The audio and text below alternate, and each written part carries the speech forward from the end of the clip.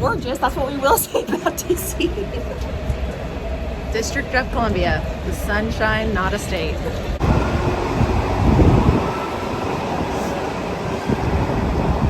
Mr. Peanut, the 104-year-old mascot of the Planters Snack Food Company, has died.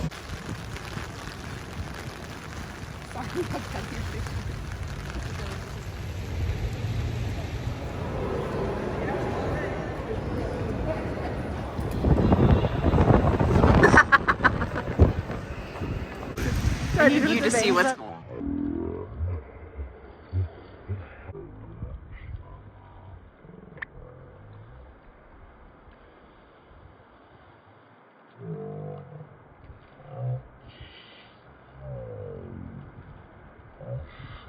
Oh, look today. Bailey and Joe here, touring the National Mall, and as you can see, it's monsoon.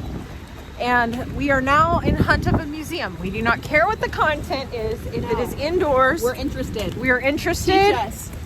and we will pay. A lot of money. We can't get into our hotel room yet, so we will pay for any museum. Nothing I brought was waterproof. It may have been, but it's gotten too wet. It's too wet. So we're really needing some dry indoor area.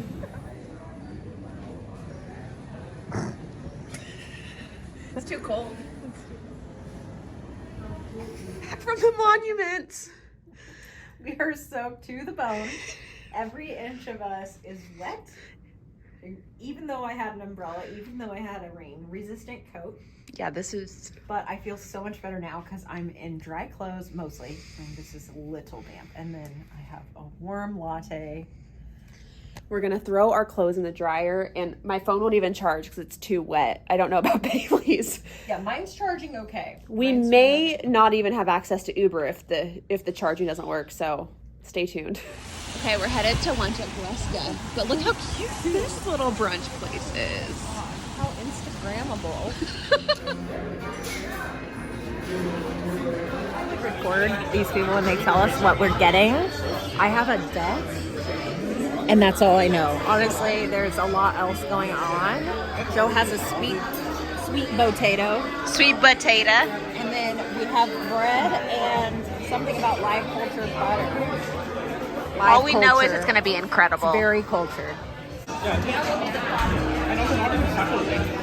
the purse for the bread to go. Our last course. A chocolate chew and a seashell and a poo-poo. A poo-poo! We are terrible vloggers this trip.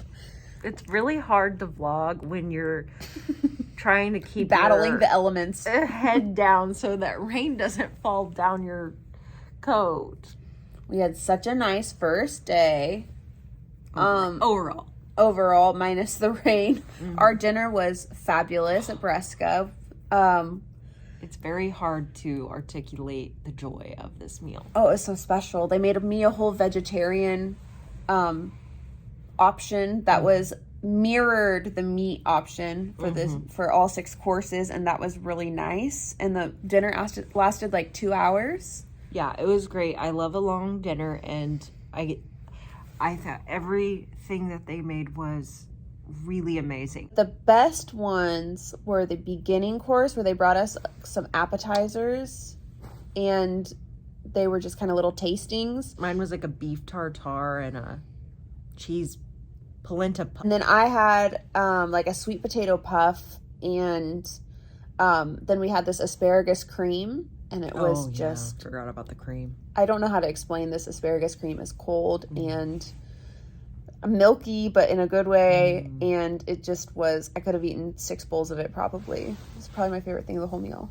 And then I had scallops and urchins, And which they made me I the actually same really thing. liked. I think they were raw. Yeah, they looked raw. But they made me the same thing, but then with leeks instead of seafood. And that was nice. And then we went through a bunch more courses, and then at the end, they gave us a cheesecake that was like Japanese cheesecake with like raspberry sauce on the bottom and some lemon verbena leaves and like a sesame honey crunchy top to it. Is insane. So we didn't pick any of it. It was like a plated or like a coursed dinner that you just paid like one price, and then everything was like included in that. So that was nice because it had us try things that we wouldn't maybe have picked.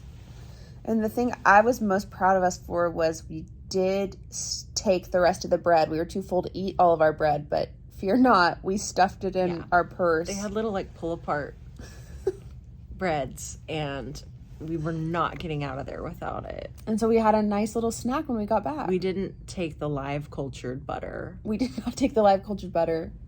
But I don't know what live cultured butter means, but it was really good butter. We didn't take it. And then we went to a comedy show called Don't Tell Comedy, and it's a secret pop-up show.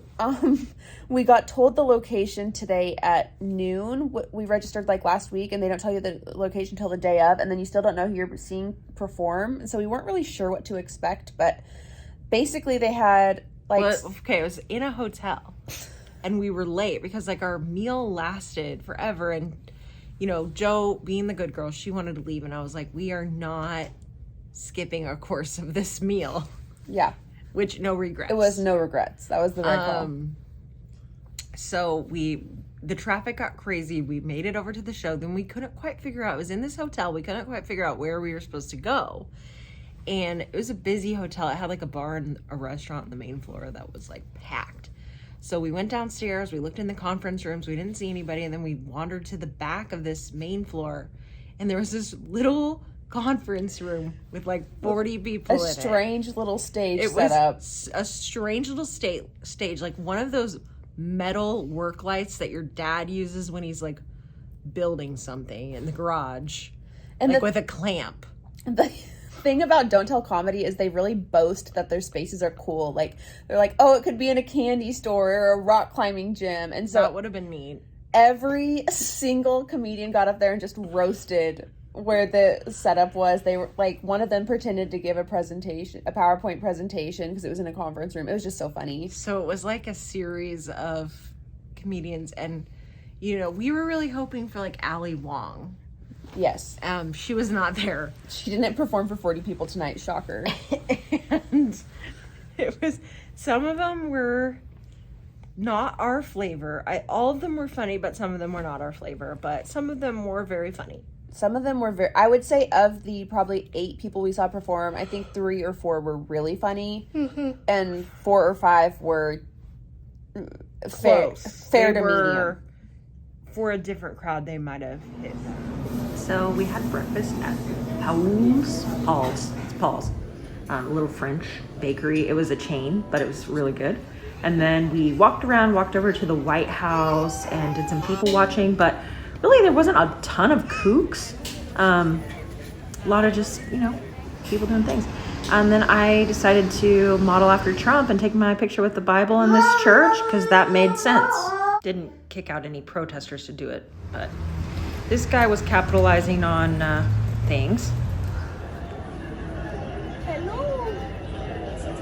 Oh my gosh. The only museum I wanted to see in Washington, D.C. was Planet Word, and it is this former educator who is, I think, English language arts. She created this really interactive museum that's all about language, and so we wanted to go and explore and just see what it was about, and it ended up being much better than the Smithsonian Museum that we wandered into the day before. Yeah, I would definitely recommend it. I think I would have overlooked it had Jo not found it, and we spent like a minimum 2 hours there, and it was free.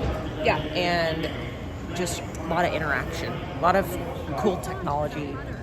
Pointless, that's what. Acid is salt's alter ego. While salt enhances flavors, acid balances them. Heat is the element of transformation. No matter its source, heat triggers the changes that take our food from raw to cooked, runny to set, flabby to firm. The first meeting, then I went to sleep on the set. Wrong company, the record store too. Well, there's nothing like Billy and me, 'cause all I wanna do is have some fun. In a pickle. Two peas in a pod. It's raining cats and dogs.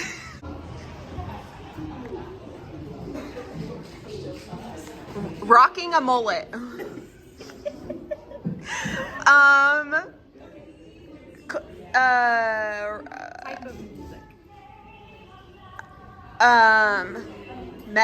Metal, punk rock. Oh, that's fine.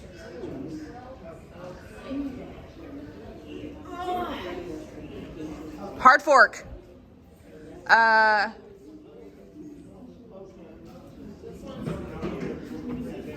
Clean fork.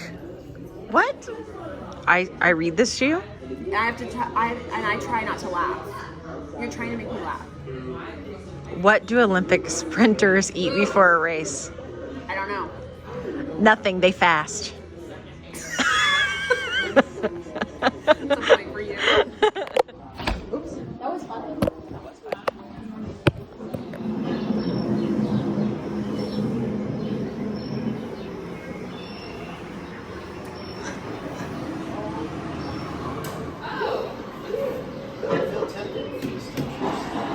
Oh, wow. It got all wonky. We die, our bodies become the grass, and the antelope eat the grass. Watching here and now to know that a new day is on the horizon. And when that new day finally dawns, Okay, these are ours. This was our turn in the photo booth. We got to test our marketing skills, learning about words and branding. We got to write some copy on our day off. But we had fun doing it. We got to pretend we were working for a headphones company. Doggone good listening. I can't tell. Are they lighting up? Hello. Yeah, they are. Yeah, they are. Okay, take two. We are walking to Constitution Hall. It is 6:30 and we are about to go to the Amy and Tina show. We ran into somebody earlier who's wearing merch from the show and they said it was phenomenal, so we have high hopes. Okay, the recap from the Tina and Amy show, it was absolutely phenomenal and I'm very glad we went. The format was really great. They did have an opener. We need to find out her name because I don't remember it, but she was an Indian woman and she was awesome. She was really funny and I would definitely watch her Netflix special. She doesn't have one yet, but I would. And then Tina and Amy came out and they had like several different outfit changes. They started off like it was a words show and they were in like fancy gowns. And then they were like, we're going to take it back to the beginning of when we met. And they got in their 90s clothes and they came out and they did a whole section. Yeah, they did improv and they did a whole section on the 90s. And then they changed again and they did weekend update. Yeah. So they came out and they set out their own tables and then there was a surprise guest, Debbie Downer, Rachel Dratch came out, and the whole crowd. So we actually had every time three. Everybody came out, we saw. Yeah. But when Rachel Dratch came out, the crowd just freaking exploded. It was great. It was really, really. So then what did they do after Weekend Update? They each did a stand-up. They haven't done stand-up before, so each of them tried stand-up, and actually they were pretty good. Tina's was basically an impersonation of Chris Rock if he was to talk about 52-year-old woman things. It was really funny. It was really good. And then they wrapped it up with a little Q&A where they got in their pajamas, and they had tweeted questions, like people had tweeted them questions. And they're just very funny off the cuff, of course. The juiciest answer was they were asked, who would you bring in a road trip with you? And they, Amy was talking about her Parks and Rec guest star, or some of their stars. She would bring some, and then Tina, somebody yelled from the audience, would you bring Alec Baldwin from 30 Rock? And Tina's like, well, that'd be a choice. So then after the show, we walked quite a long way, but we had no idea that we'd made it that far. We were just having a nice little tootle. And we went to this speakeasy that it was called The Mirror. It was really good. I liked the cocktails and it was a good vibe. And then we went home and we had a midnight snack, leftovers from our early dinner. And Joe left a surprise for our housekeepers. that's what's in the next video. Like pooped the bed. I pooped the bed caramel. One of my pasties out of it. Wait, did they change our bed today? Yeah, they did. Oh, so they took our red. Oh my god.